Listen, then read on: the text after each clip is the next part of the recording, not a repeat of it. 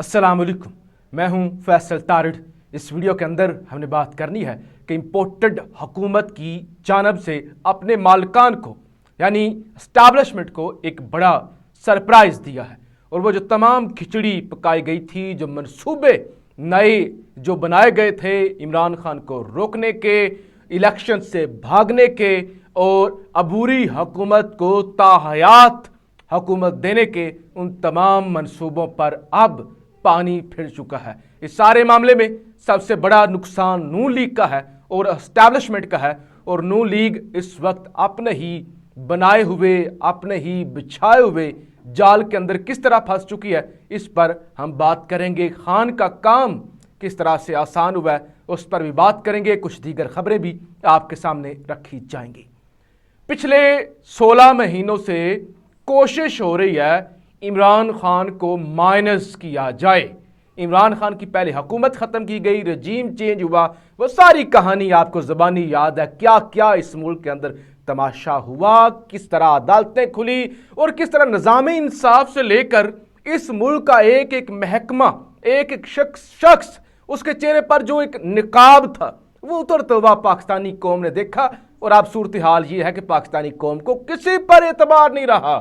यानी आज खान ने कहा महमूद खान से मुझे सदमा हुआ, क्योंकि महमूद खान जिसको कोई भी नहीं जानता था, एक नया बंदा कोई नहीं जानता था, उसको वजीर आला बनाया।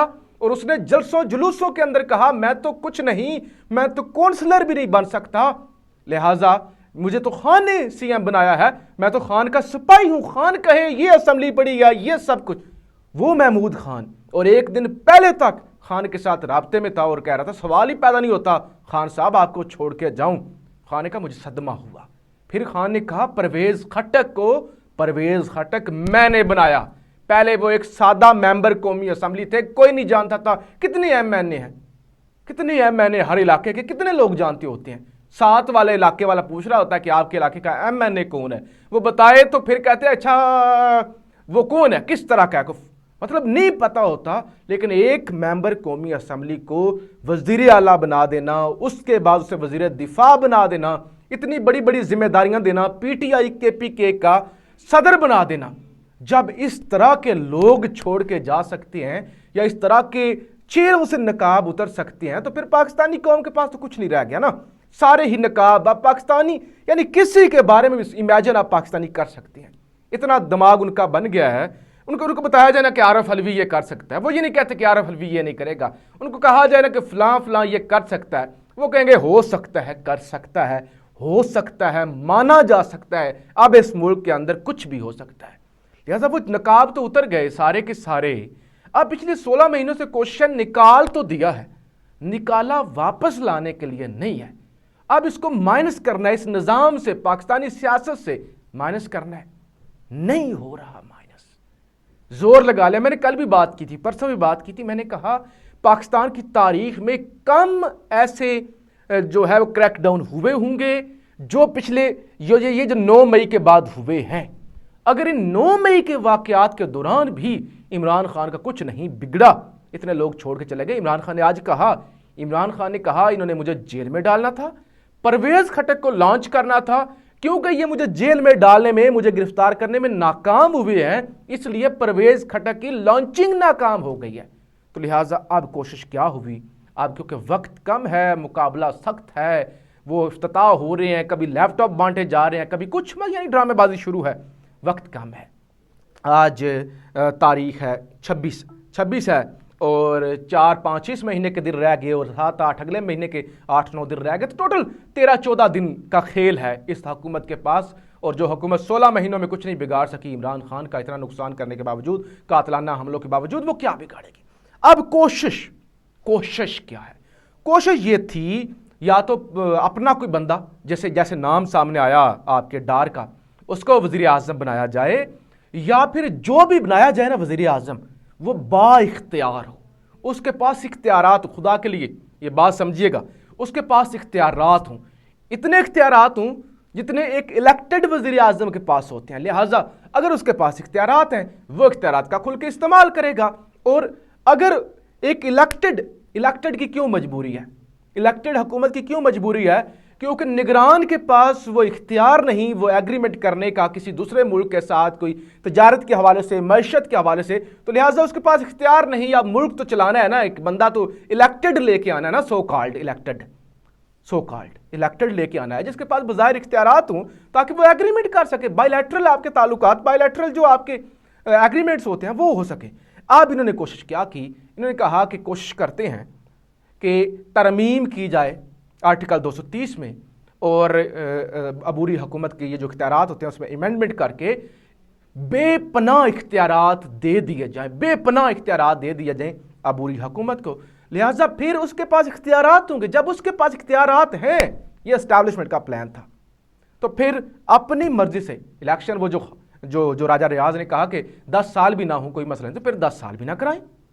ان کو کون سا کسی نے پوچھا کہ تمہاری مدت پوری ہو گئی ہے، یا محسن نقوی سے کس نے پوچھا ہے کہ تمہاری مدت پوری ہو گئی، تم 90 دن کے لیے آئے تھے اور تم نے کیا تماشا لگایا ہوا ہے. لیکن اب اس میں بہت ساری جماعتیں نہیں مانی. نون لیگ نے بڑی کوشش کی اسٹیبلشمنٹ کو راضی رکھنے کی، بڑی کوشش کی کہ با اختیار آتا ہے تو ان کو یہ بھی تھا نا کہ عمران خان کو بھی کچل سکے گا، ورنہ تو سٹپنی ہی ہوتی ہیں نا، سٹپنی ہوتی ہے نگران حکومت کا، سٹپنی سے زیادہ کوئی کام نہیں ہوتا. تو لہٰذا لیکن پیپلز پارٹی نے مخالفت کی.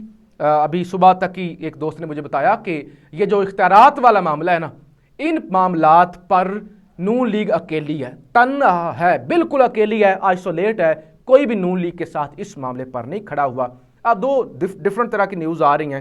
ایک تو خبر ہے جناب سما نیوز کی، سما کے مطابق جو ہے وہ بالکل اختیارات نہیں ہوں گے، جیسے پہلے نظام چل رہا تھا عبوری حکومت کا ویسا ہی نظام عبوری حکومت کے پاس ہوگا. اور جیو نیوز کی خبر جو میرے پاس ہے، جو جیو دعویٰ کر رہا ہے، اس کے مطابق اختیارات ہوں گے، لمیٹڈ اختیارات ہوں گے. وہ جو ایک ہے نا کہ بے شمار بے پناہ اختیارات، وہ نہیں ہوں گے. جو پرانے ایگریمنٹس ہیں ان پر وہ کام کر سکیں گے، چل سکیں گے. نیا ایگریمنٹ کرنے کا اختیار نہیں ہوگا. یعنی وہ کسی ملک کے ساتھ بائی لیٹرل، کسی بھی ملک کے ساتھ، کوئی 2 افریقی، 7 افریقی، کوئی بھی اس طرح سے وہ ایگریمنٹ، نئے جو ایگریمنٹ ہے نا وہ کرنے کا اختیارات نہیں ہوں گے. یعنی کچھ اختیارات دیے جائیں گے، کچھ بڑھائے جائیں گے اختیارات. بالکل وہ جیسے پہلا سسٹم ہے ویسے نہیں ہوگا، لیکن جو ایک لامحدود بے انتہا اختیارات، وہ جو منصوبہ تھا نا، وہ اختیارات نہیں دیے جائیں گے. تو یہ پی ڈی ایم کی جانب سے مزاحمت کی گئی ہے. نون لیگ اکیلی کھڑی تھی اور پھر نون لیگ کو بھی بیک سٹیپ آنا پڑا ہے. تو یہ نون لیگ کے لیے اور اسٹیبلشمنٹ کے لیے ایک جھٹکا ہے، اور یہ جھٹکا خود پی ڈی ایم کی جانب سے اسٹیبلشمنٹ کو دیا گیا ہے. تو لہٰذا خان کا کام آپ سمجھ سکتے ہیں اب آسان ہی آسان ہے. اب ظاہر الیکشن تو کروانے پڑیں گے. آج خان نے کہا نا کہ جب عبوری حکومت آ جائے گی، یہ چلے جائیں گے تو پی ٹی آئی کے لیے بہتری ہوگی. یعنی خان بھی یہ سمجھتا ہے یہ صرف اسٹیبلشمنٹ نہیں کر رہی، یہ سارے اسٹیبلشمنٹ کا نام بدنام کر کے اصل میں خود اپنے یہ سارے بدلے لے رہے ہیں اور پولیٹیکل انجینئرنگ کر رہے ہیں. پولیٹیکل انجینئرنگ اسٹیبلشمنٹ کی اتنی بڑی مجبوری نہیں ہے جتنی نون لیگ اور پیپلز پارٹی کی اپنی مجبوری ہے.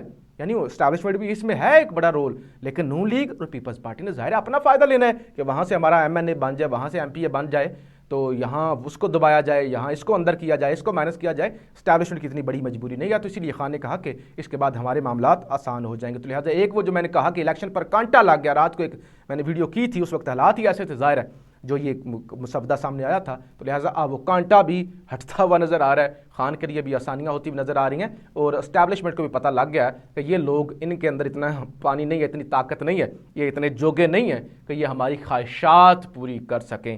تو یہ معاملات ہیں جی. امید ہے بہتری ہوگی. چودھری پرویز الہی کو آج عدالت میں پیش نہیں کیا گیا، اور اسپیشل سینٹرل عدالت لاہور چودھری پرویز الہی کے خلاف منی لانڈرنگ کے مقدمے کی سماعت پولیس نے پرویز الہی کو عدالت کے روبرو پیش نہیں کیا. تو عدالت نے آئی جی پنجاب اور آئی جی جیل خانہ جات کی جو تنخواہ ہے ان کو بند کرنے کی بھی کہا ہے کہ ان کی تنخواہ بند کی جائے. انہوں نے عدالت کا حکم نہیں مانا. تو یہ جناب ساری صورتحال ہے. پاکستان زندہ باد.